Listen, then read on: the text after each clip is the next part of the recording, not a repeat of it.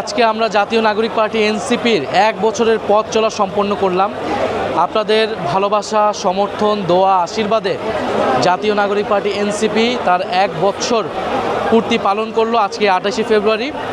গত বছর 2025 সালে 28শে ফেব্রুয়ারি মানিক মিয়া এভিনিউতে লাখো জনতাকে সাক্ষী রেখে জাতীয় নাগরিক পার্টি এনসিপির যাত্রা শুরু হয়েছিল।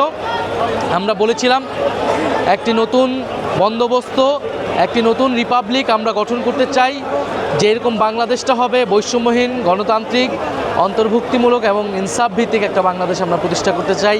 সেই লড়াইয়ে আমরা আজও আছি। 1 বছরে আপনারা আমাদেরকে অনেক সহযোগিতা করেছেন, সারা দেশে নেতাকর্মীরা আপনারা অক্লান্ত পরিশ্রম করেছেন। আপনাদের পরিশ্রমের ফসলেই আমরা আজকে 1 বছর পার করেছি। সারা দেশে আমাদের জেলা কমিটি, উপজেলা কমিটি হয়েছে, আমাদের সহযোগী ভাতৃপ্রতিম অনেক সংগঠন গড়ে উঠেছে। প্রবাসে থাকা ভাই বোনেরাও আমাদেরকে সহযোগিতা করেছেন। আপনারা যদি এরকম সহযোগিতা, সমর্থন আমাদের প্রতি অব্যাহত রাখেন, ইনশাল্লাহ আমরা আগামীর দিনগুলোতে যে স্বপ্ন, যে প্রতিশ্রুতি, যে আকাঙ্ক্ষা নিয়ে আমরা জুলাই গণ অভ্যুত্থানে লড়াই করেছিলাম, যে আকাঙ্ক্ষা নিয়ে এনসিপি শুরু করেছিলাম, সেই আকাঙ্ক্ষা আমরা বাস্তবায়ন করতে পারবো ইনশাল্লাহ।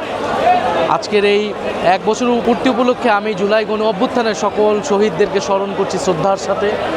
সকল শহীদদের আত্মত্যাগের কারণেই আমরা এই বাংলাদেশ এবং জাতীয় নাগরিক পার্টি এনসিপির অগ্রযাত্রা।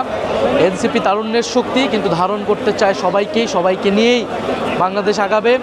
এনসিপিতে যোগ দিতে পারে যে কোনো বয়সের লোকেরাই। তারুণ্যকে আমরা প্রাধান্য দেই, তরুণদেরকে আমরা নেতৃত্বে রাখতে চাই এবং অনেক তরুণ, অনেক মেধাবী মানুষ, পরিশ্রমী, দক্ষ, সৎ মানুষেরা এনসিপির সাথে ছিলেন, আছেন এবং ভবিষ্যতেও থাকবেন।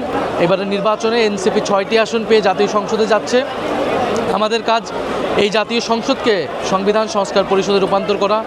আমরা জানি আমাদের সংসদ আমাদের স্থায়ী ঠিকানা না, আমাদের স্থায়ী ঠিকানা হচ্ছে জনগণ এবং রাজপথ। আমরা মূলত জনগণের কাছেই থাকবো, রাজপথে আপনাদের কাছেই থাকবো, আপনাদের সাথেই থাকবো এবং আপনাদের প্রতি দেওয়া আমাদের প্রতিশ্রুতিগুলো আমরা পালন করব। আপনারা আমাদেরকে এবারে নির্বাচনে অনেক সহযোগিতা করেছেন। প্রায় 21 লাখেরও বেশি ভোটার আমাদেরকে ভোট দিয়েছেন।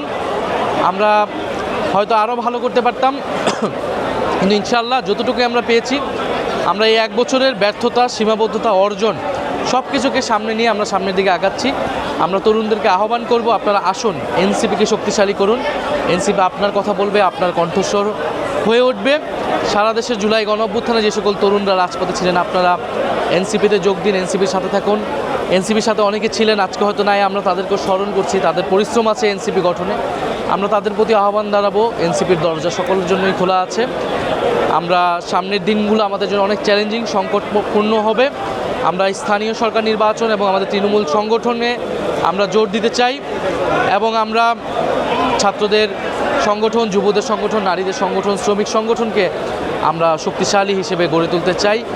আপনারা আমাদের জন্য দোয়া রাখবেন এবং ফ্যাসিবাদ প্রতিরোধে, বিচার সংস্কারের দাবিতে আমরা সবসময় আপনাদের সাথে আছি, রাজপথে আছি, সংসদে আছি। আসসালামু আলাইকুম।